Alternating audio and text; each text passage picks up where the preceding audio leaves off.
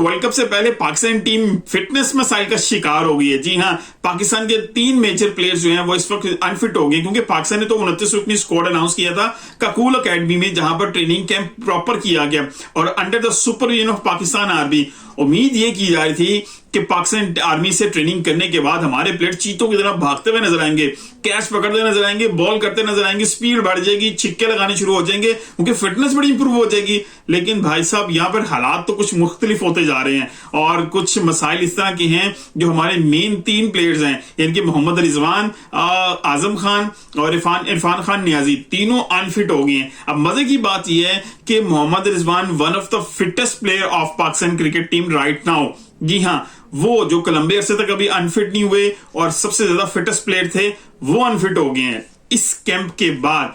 इरफान खान नियाजी जो इस वक्त जो काबुल अकेडमी के अंदर जो ट्रेनिंग कैंप हो रहा था उसके अंदर सबसे ज्यादा फिट जो है ना जो पर्सन जो भी था, प्लेयर था, वो कंसीडर किए जा रहे थे, वो भी अनफिट हो गए हैं। आजम खान डेफिनेटली ओवरवेट थे, लेकिन उस ट्रेनिंग कैंप के बाद वो जैसे ही वापस आए ग्राउंड में वो भी अनफिट हो गए हैं। तो ये बहुत बड़ा कंसर्न है कि हम लोग तो फिटनेस के लिए गए थे, अपनी फिटनेस को इंक्रीज करने गए थे, लेकिन वहां से निकलने के बाद जैसे ग्राउंड में आए तो हमारे 3 मेजर प्लेयर अनफिट हो गए हैं। अच्छा, अब उसमें रीजंस क्या है? अब आप यही सोच रहे होंगे, यार ये कैंप कर लिया है, जिस वजह से पता नहीं वहां पे क्या ट्रेनिंग करवाई गई है, जिस वजह से अनफिट हो गए प्लेयर। अच्छा, इसमें 2 चीजें बहुत ज्यादा इंपॉर्टेंट है।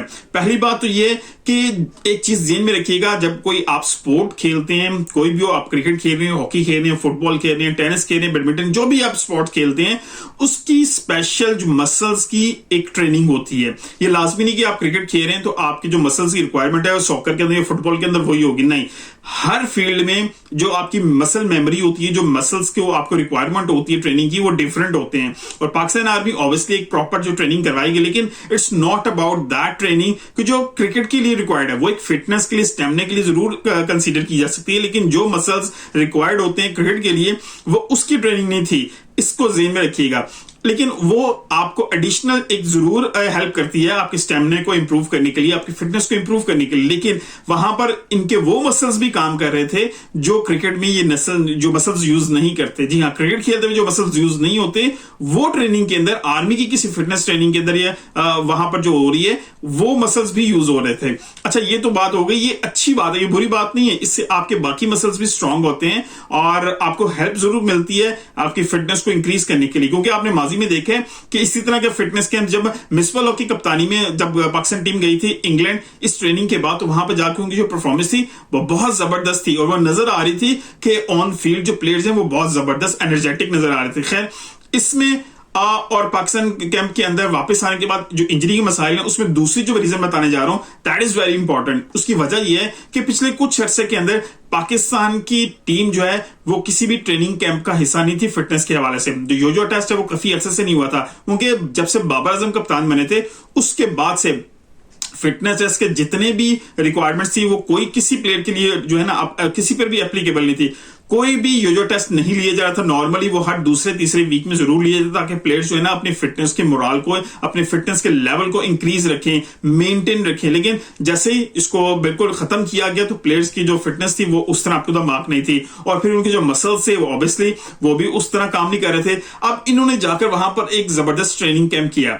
अब ये इंपैक्ट था कि अब इनकी बॉडी क्योंकि आराम की आदी हो चुकी थी, इस तरह की टेस्ट ट्रेनिंग का आदी नहीं रही थी, तो वो जब उन्होंने ट्रेनिंग वहां पर की और उसी आके दोबारा ग्राउंड में फिर दोबारा उसको जो है अपने डेवलप जो बाकी जो मेमोरी मसल्स थी उनको यूज करने की कोशिश की और बाकी चीजें की, इसलिए इनको इंजरी का मसले आ रहे हैं।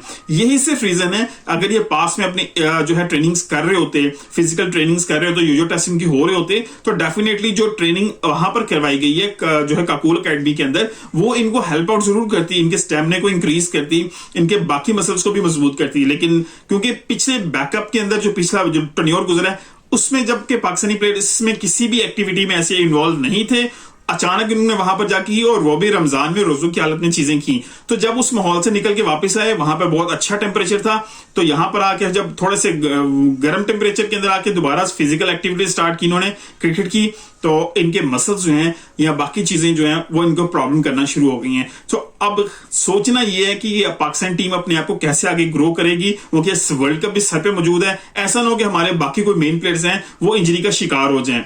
ये बहुत ज्यादा इंपॉर्टेंट और पीसीबी के लिए कोचेस के लिए कंसर्न रहेगा कि अपने प्लेयर्स को अब कैसे मैनेज करना है, क्योंकि दो जो मेजर चीजें थी मैंने अभी साथ डिस्कस की हैं, क्योंकि Mohammad Rizwan one of the fittest player थे पाकिस्तान टीम के जितने पिछले टर्न्योर के अंदर देखें, और वो इंजर्ड हो गए। फिर इरफान खान नियाजी जो कि इस काकूल कैंप के अंदर नजर आ रहा था कि सबसे ज्यादा फिट प्लेयर हैं, जिन्होंने सबसे ज्यादा जो है अच्छी परफॉर्मेंस दी थी फिटनेस के हवाले से, वो भी जो है इंजर्ड हो गए हैं। आजम खान ऑब्वियसली ओवरवेटेड है, लेकिन फिर भी उनका इंजर्ड होना भी कंसर्न है।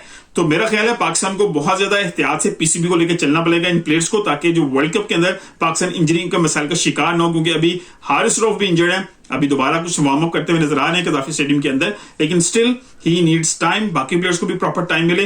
प्रोबेबली आयरलैंड सीरीज तक सब प्लेयर्स जो है ना जो रेडी होंगे, और इंग्लैंड सीरीज में शायद आपको ये सब प्लेयर खेलते हुए नजर आए, लेकिन स्टिल पीसीबी को बहुत चीजों को देख के जो है चलना पड़ेगा इसके हवाले से। मिलते हैं अगली वीडियो के साथ, अपना ख्याल रखिएगा, अल्लाह हाफिज।